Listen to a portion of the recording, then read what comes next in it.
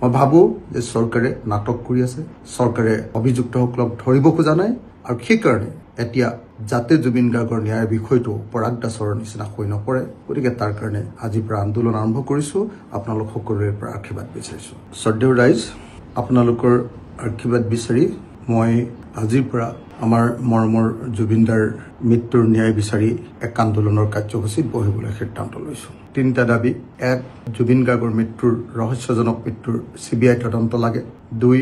CBI তদন্তই নহয়, north east ফেষ্টিভেলৰ গোটেই কাৰবাৰটোত finance কোনে কৰে তাৰ অৰ্থনৈতিক কাৰবাৰবিলাকৰ ওপৰত EDৰ তদন্ত লাগে। আৰু 3য় কিন্তু আটাইতকৈ গুৰুত্বপূৰ্ণ আৰু আটাইতকৈ জৰুৰী আখু দাবীটো হ'ল যে অনতিবিলম্বে যিকেইজন মূল অপৰাধী সিদ্ধাৰ্থ শৰ্মা মহন্ত আৰু যিবিলাক মানুহে তেওঁৰ লগত সাঁতুৰিবলৈ গৈছিলে সেইসকলক গ্ৰেপ্তাৰ কৰিব লাগে। এই 3টা দাবীত CBIৰ তদন্ত, EDৰ তদন্ত আৰু দোষী মূল অভিযুক্তসকলক গ্ৰেপ্তাৰ অনতিবিলম্বে, এই দাবীত আজিৰ পৰা মই অকলশৰীয়াকৈ অনিৰ্দিষ্টকালীন অৱস্থান ধৰ্মঘট কাৰ্যসূচী আৰম্ভ কৰিম। মই ভাবো যে চৰকাৰে নাটক কৰি আছে, চৰকাৰে অভিযুক্তসকলক ধৰিব খোজা নাই আৰু সেইকাৰণে এতিয়া যাতে জুবিন গাৰ্গৰ ন্যায়ৰ বিষয়টো পৰাগ দাসৰ নিচিনা হৈ নপৰে, গতিকে তাৰ কাৰণে আজিৰ পৰা আন্দোলন আৰম্ভ কৰিছো। আপোনালোক সকলোৰে পৰা আশীৰ্বাদ বিচাৰিছো। ধন্যবাদ। জয় অসম।